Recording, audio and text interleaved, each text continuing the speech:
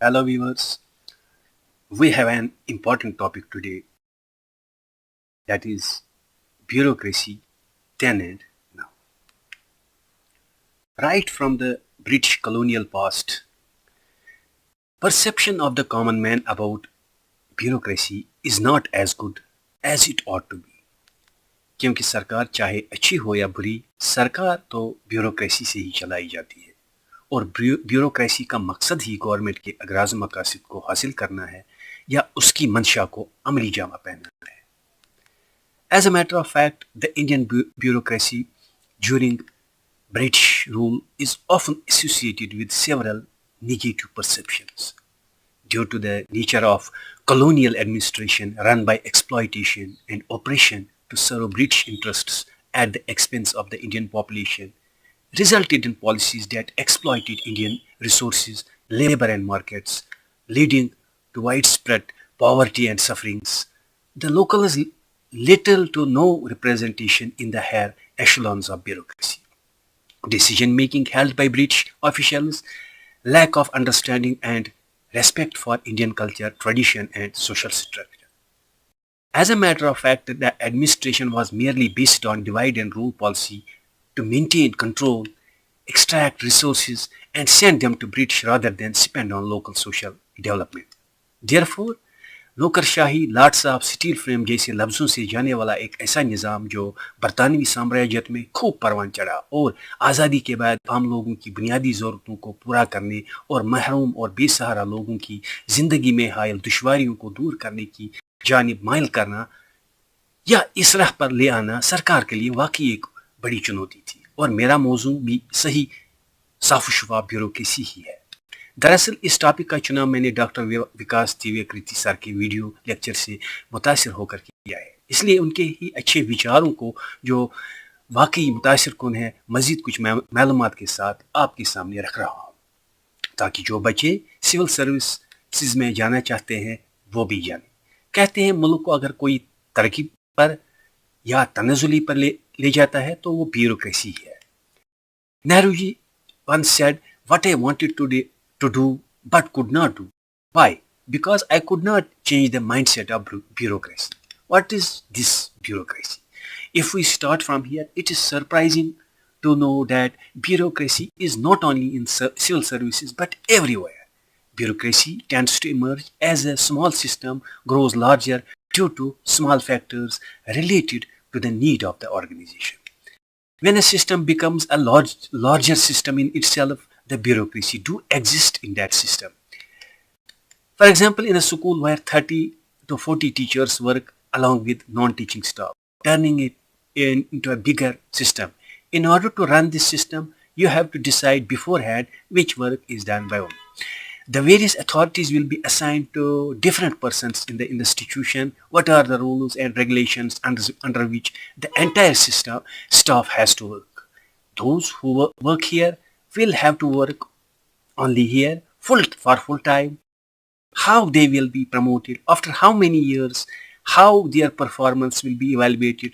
So to run any institution, as soon as you erect such system, there is that's known as bureaucracy. However, bureaucracy does not only exist in civil services but also in schools, colleges, universities and also in NGOs and trusts. Whenever there is any event in your school, then many boys or girl students sit nearby the dais or podium and 6 or 7 girls wearing the white frocks with yellow badges and sashes are seen standing in the school uniforms. Why this distinct uniform? It is because sitting far away from them so that we may come to know what they are, so that we may come to know that they are the authorities.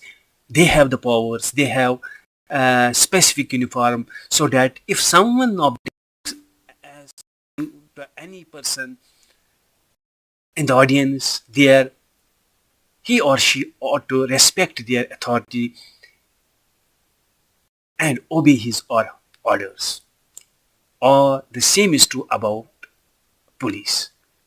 Why are they always seen in their uniforms? It is because their authority is noticeable in their uniforms. And when they speak, the society listens them, acknowledges and acts upon their advice, understands the importance of what they say as these instructions have come from proper authority.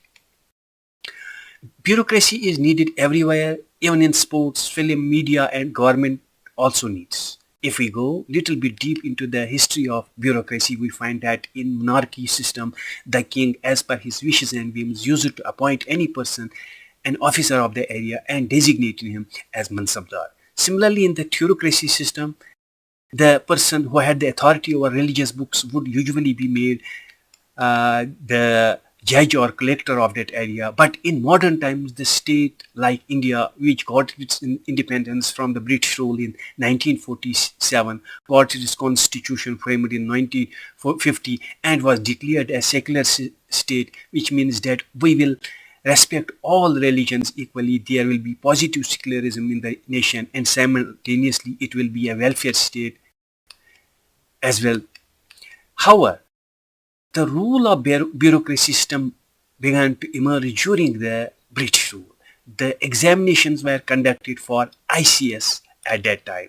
The pupil below the age of 21 years had to go to England to pass the examination, and it was called ICS, Indian Civil Services at that time. And it was not easy for the common man to pass that examination. And in spite of that, many people went there and qualified this said examination. As a matter of fact, the aim of the British government was to plunder the resources of the country. They always wanted such bureaucrats here who could help them to plunder or loot their natural resources. So they wanted such collectors to be here who could serve that purpose. They were Lord Sahibs and not civil servants.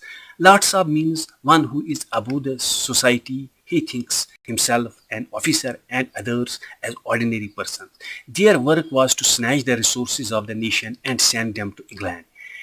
In an era of such nature where the aim of the ruler was not social welfare but to rob the people, and thereafter when the time changed, the government thought that state should do welfare.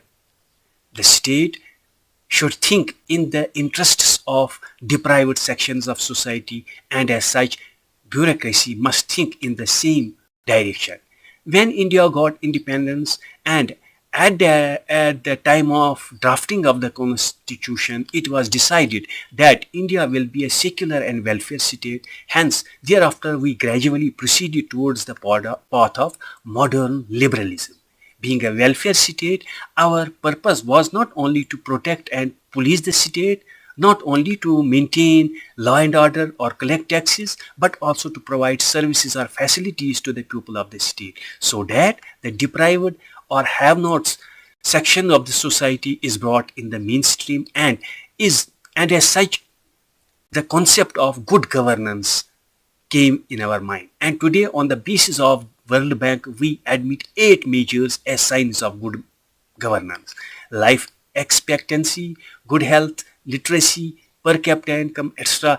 With this philosophy, we framed the constitution on the principles of equality, equal respect for all religion, and with this intention that we need such rulers for this purpose who would take all the people of the society along to achieve this purpose. And for this, we gave every citizen of the country the fundamental right, and with it freedom of life. In order to bring equality, we made a constitutional body that will ensure a society based on equality and for the benefit of all, with the support of everyone and for the progress of everyone. But it is equally true, as Pandit Nehruji once made a statement, that what I intended to do but could not, it was because of the fact that he could not change the mindset of the bureaucracy. The same harsh truth was also revealed by Mrs. Indira Gandhi when she said that bureaucracy must be committed to PM or constitution. That is secondary question. Rajiv Gandhi had also made a statement when he said that if 100 rupees are released by the Delhi government, only 15 rupees reach to the poor people. And there is no clue about the remaining 85 rupees. Where these 85 rupees go? Probably he made this comment about the bureaucracy. No doubt, after independence, a lot of changes took place in the country. Part B status of the states was abolished and privy purse was also abolished. But the government was unable to bring any significant change in the attitude of bureaucracy or ICS rules. IC, ICS were lots of seen in cars with cavalcade after them, and in those times, how the lords would go to them. The villagers had to come to their office themselves. In those times, the ICS who were administering the districts, those were very big in area, as big as states, and he was not only the administrative head but also the judicial head of the district. Till 1990, the endeavor of the nation was to make the civil servants the public servants. And all the governments who came to power tried their level best in this direction. The aim was to have such civil servants who would always come in support of common man and refrain from behaving like Lord Sahibs. By following the road of socialism, they should come up with the ideas how to provide to the common man the basic necessities of readily available. For example, the public distribution system, so that it is easily available to the common man instantly. The government made the reservation policy so that reservation is rightly and fairly available to the deserved. After 1990, there were many changes in the rules of ICS. Till date, the main job was to manage the revenues and, more importantly, to interact with the downtrodden and poor sections of society to bring them to mainstream or to bring them at par with other sections of society. For this, the civil servants ought to be compassionate and be able to understand their difficulties. They have to make policies in their favor and make them the beneficiaries of those policies. As such, they must have determination, compassion, and sincerity to work for their upliftment. However, till that time, governance was not a technical task. But soon after 1990, the world changed a lot. In the middle of 19th and 20th century, when the Second World War came to an end, and you know that at the same time United Nations and International Monetary Fund came into existence, and gradually a shift was seen in the ideas. Thus a new ideology came into existence, which is known as neoliberalism, and in political terminology it is known as libertarianism. David Harvey and Milton Friedman were the founders of this ideology. The followers of this ideology viewed the relationship between state and individual from a different perspective. Earlier it was thought that God himself made this world and he made it for human. As per geocentric theory of church in India, Kautilya admitted this, and in West, Aristotle and Hegel admitted this. But after that, some people said that nation was formed by agreement or consensus. People sat together, made an agreement, thereby a state was formed. But this new liberalism widened the perspective of people and thought that we should not take the individual for granted. Whatever the police state will do to its people is not good. As a matter of fact, an individual or a person has his rights and duties. How this thought came into mind? Most probably at that time, free market economy was showing its presence everywhere. And what's most interesting thing about the free market is that as a as a service provider or seller, you can enter into the market at any time, and if you want to initiate any economic activity, you can start at any time, can advertise your product or services. If people or customers like your product or services, they will buy. And if you feel that I do not want to continue anymore, you can exist at any time.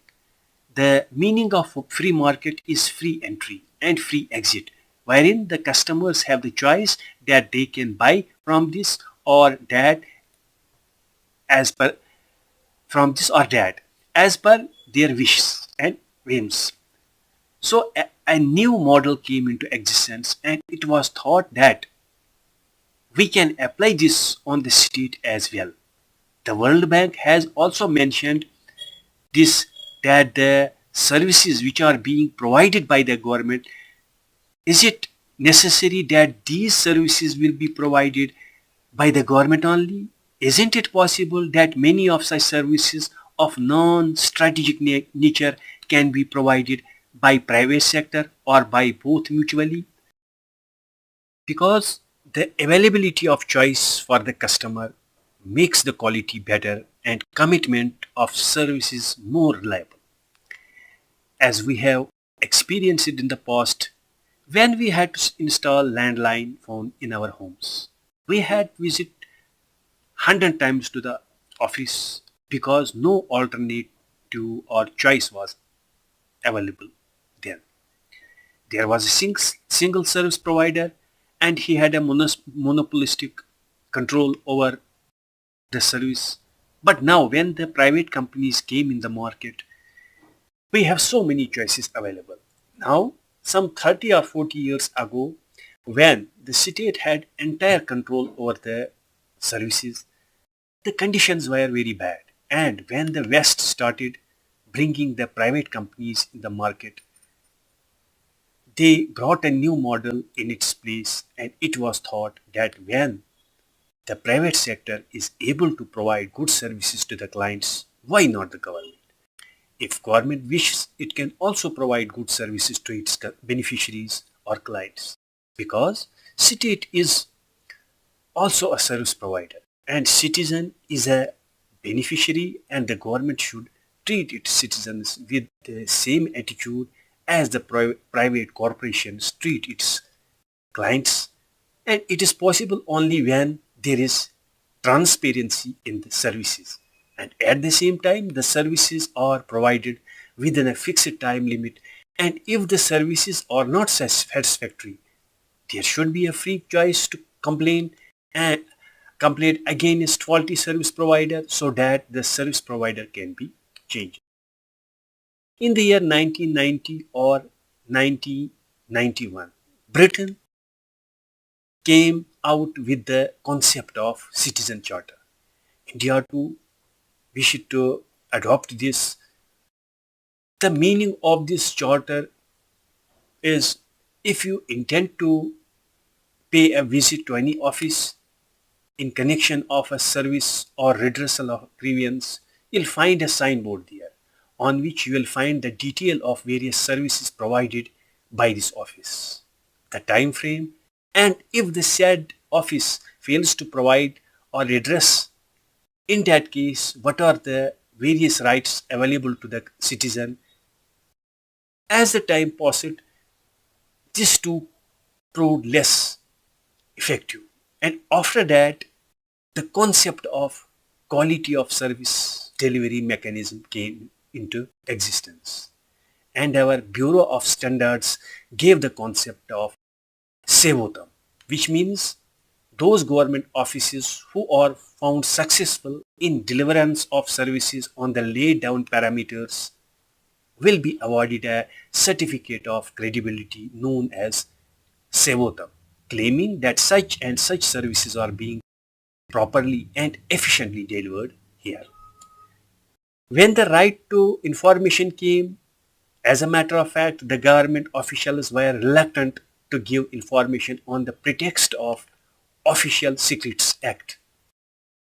However, in the Act of Right to Information, it is clearly written if there is contradiction between right to information and Official Secrets Act, the right to information will prevail and not the Official Secrets Act, because with the advent of globalization, many people went abroad, people visited different foreign countries, and they saw there what the governments of those countries are doing for their people.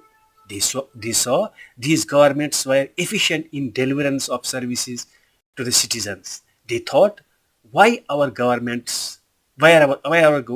is not as good as these foreign governments are.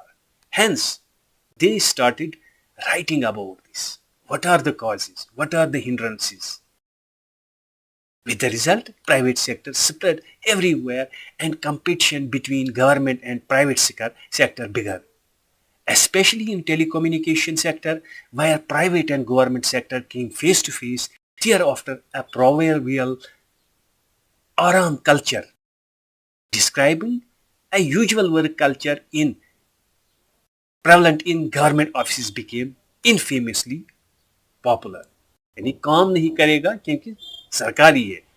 तो government को ऐसी सुस्त काहिल ना अहलकारों के खिलाफ तो लड़ना है. तो कौन लड़ेगा इनके खिलाफ? ब्यूरोक्रेसी ही लड़ेगी. Obviously the bureaucracy will fight against. And therefore, from the last 25 or 30 years, all the nations of the world, including India, tried hard to make the bureaucracy more efficient with this intention that a person who deserves a support, for example, employment, scholarship, or benefit under any scheme should be provided instantly. Or he is a client and he should be treated in a dignified manner. He shouldn't be scolded or rebuked in public office. If he is going to remit his electricity bill, he is depositing that is, he is contributing to the national income. What is sheer insensitivity that he is paying as well as he is being rebuked here? This to make a simple passport, why he should pay rupees 2000 to a middleman as bribe after spending 2 hours in a line? With many other instances in view where the citizens are being fleeced, government decided to make changes in bureaucracy, and after 2005 the things improved further and new concept came which is known as free service delivery mechanism.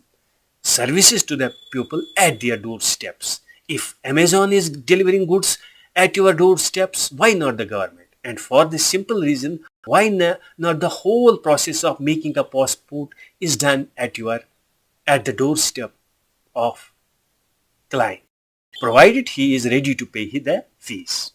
And the concept of free service delivery mechanism came in the society that aroused the expectation of the people with the state that henceforth the meaning of civil servant will be no more a Lord Sahab, but a civil servant in true spirit. From now, he has to show to a common man how he can provide best services to him. And more importantly, you may have seen that from the last 75 years, there has been a tremendous role of technique in our day-to-day activities, life activities. Therefore, an able and efficient bureaucrat is one who is technique friendly. Technique makes our life easy. It brings transparency in the governance. You might have seen in your surroundings how technique makes our life easy.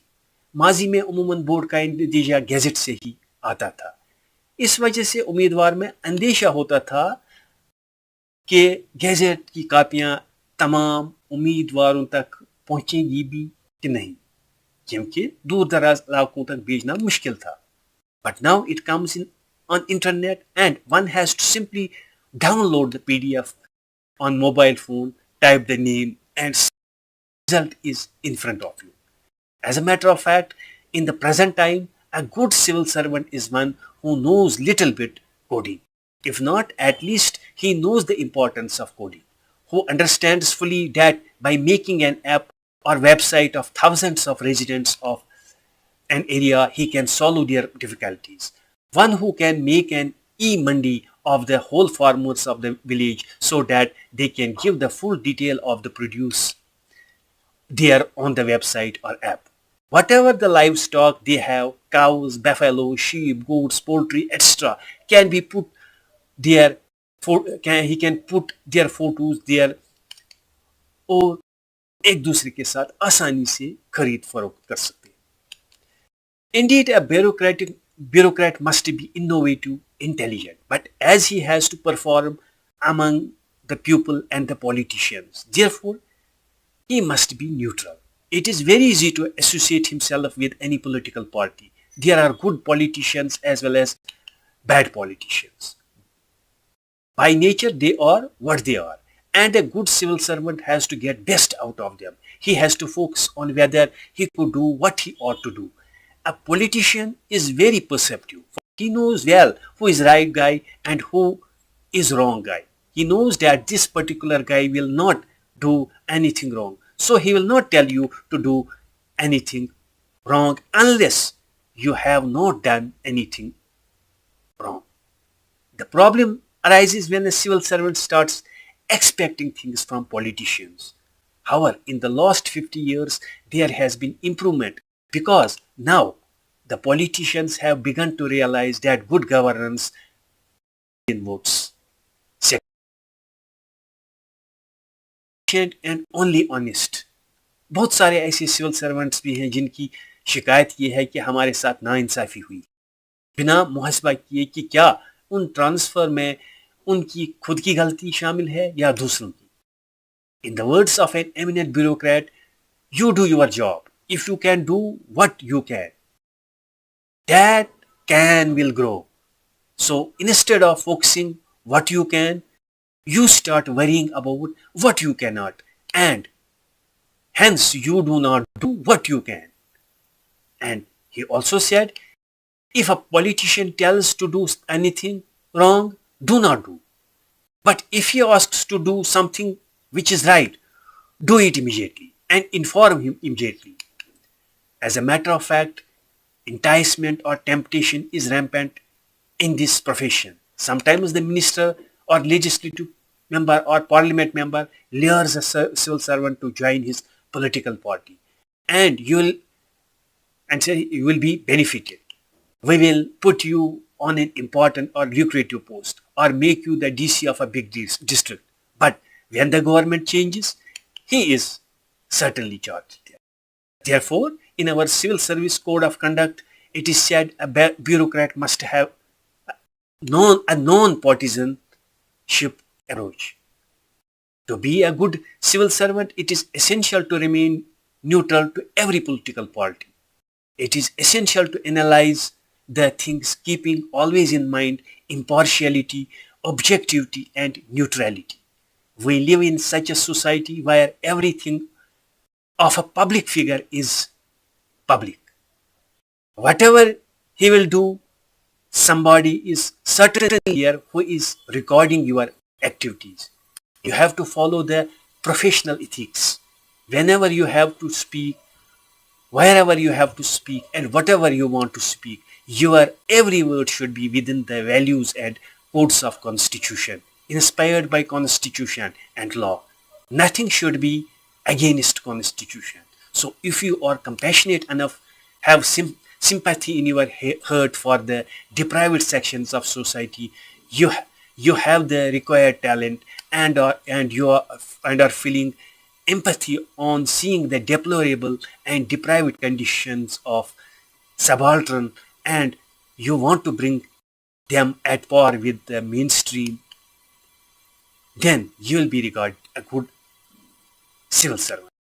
As mentioned earlier, if you are technique friendly, then you have many chances of becoming a good civil servant, because a single technique can do some thousands of tasks that 1,000 persons put together cannot do.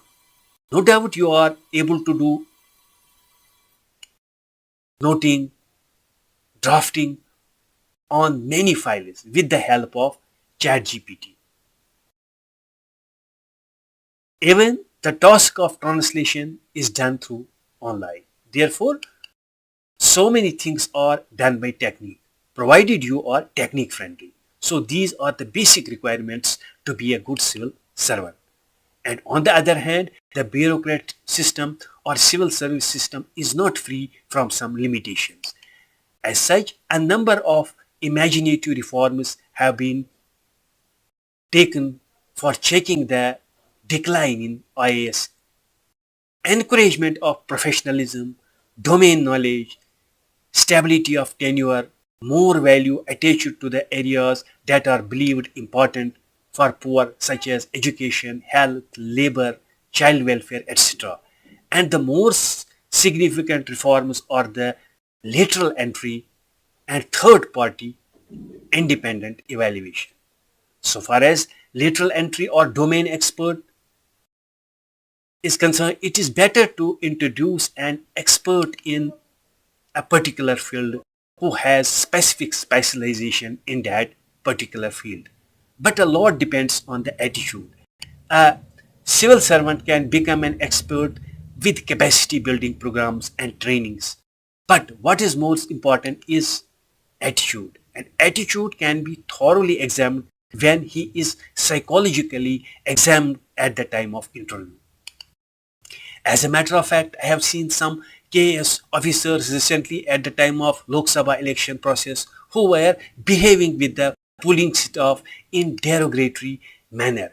Behemoth with superiority complex, they had no idea that the officials who are working with them are as superior as they are. They were grossly lacking the attitude. And last but not least is independent third party evaluation, although it has been done by World Bank funded organizations or by civil society like Pratham. Pratham evaluates education. Pratham reports are accepted. It reflects the quality of education in our country. It is done by center and not by state. If the states will evaluate, they will take it as a patronage activity. They will give it to some NGO whom they are friendly with and who would be told not to give ethical report. In some organizations, it is being done, for example, education and health. Let me conclude with the words of American monk Reinhold Niebuhr. God grant me the serenity to accept the things I cannot change, the courage to change the things I can, and the wisdom to know the difference. Thank you.